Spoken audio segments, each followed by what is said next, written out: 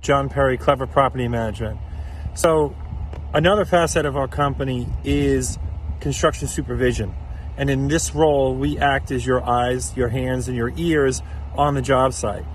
So if you have a scenario where we have now currently with clients from downstate and other parts of the country who are not here, we act as the boots on the ground, helping coordinate, getting contractors in place, getting requests for proposals done, lining up insurances, tracking down W-9s, etc.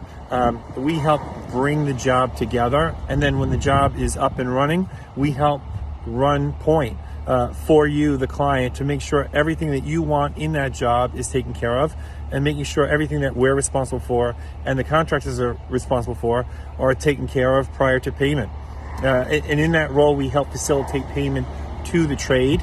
And likewise, if there's any questions from the trade back to the owner, we help facilitate that communication as well. It seems like an easy task, and a lot of people, I don't really need it. And hindsight, like, man, I really could have used you. We act as almost like an interpreter on the job site, because anybody that's been on the site knows it's got its own language and its own life. So if you need help, don't forget, be clever, ask a professional.